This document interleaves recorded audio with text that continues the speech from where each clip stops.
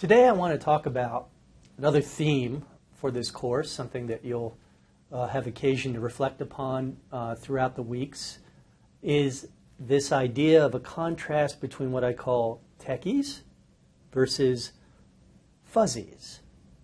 I know that sounds kind of odd, so let me explain what I mean by that.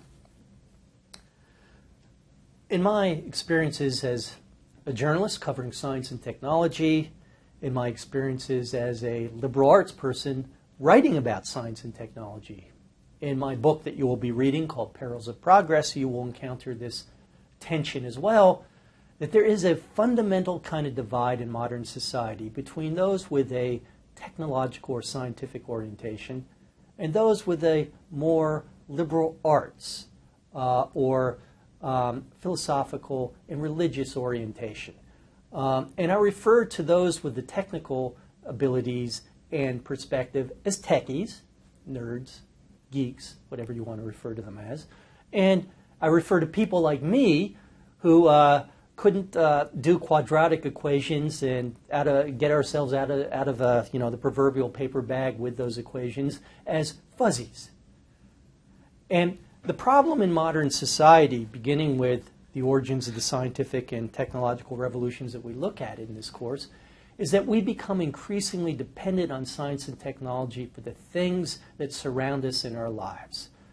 This course is one example of that. If this technology collapses, as you are watching me right now, you can't access me, and there's some sort of problem with posting whatever responses you have to a discussion that we are conducting, you're kind of out of luck.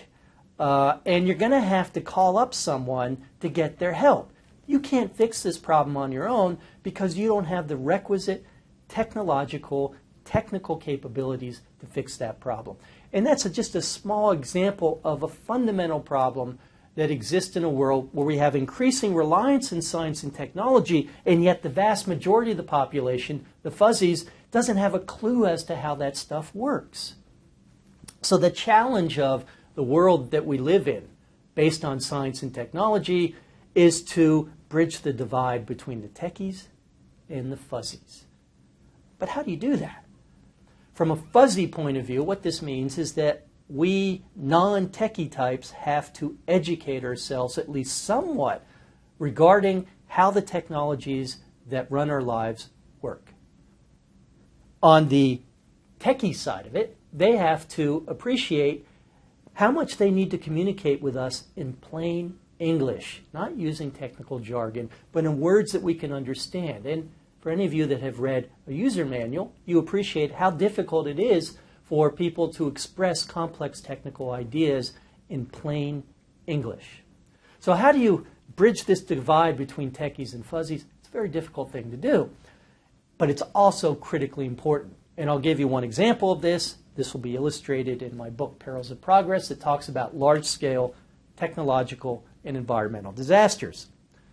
When these large-scale technologies that we depend upon collapse spectacularly, when nuclear power plants blow up like Chernobyl, when you have a massive leak of gas at a chemical power plant, as in Bhopal, that you will be reading about, when you have some of the most incredibly toxic chemicals ever known to man buried in moss right beneath a community in upstate New York, and this stuff begins affecting people, people want to know, what's the impact going to be?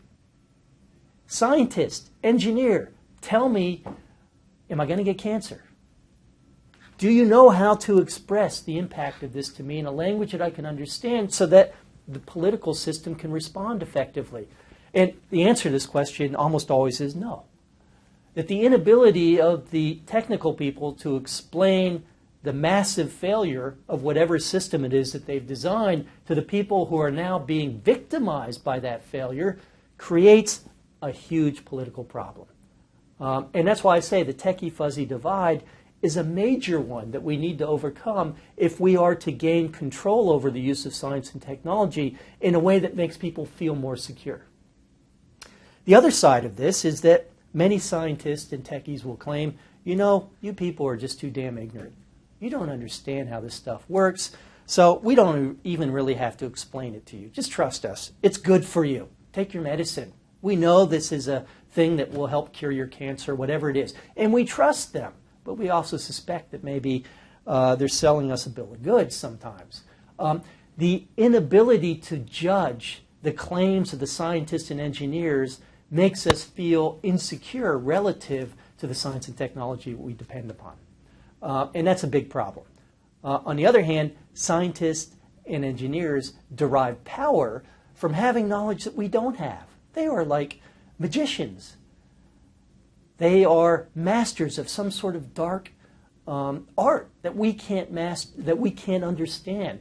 They like it that way very often because that puts them into a position of power.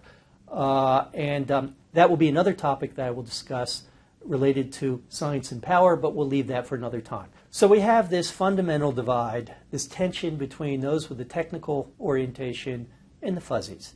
And I want you to consider the extent to which this tension between the techies and the fuzzies, the liberal arts types and the engineers and the scientists, drives political problems and conflicts and tensions in modern society.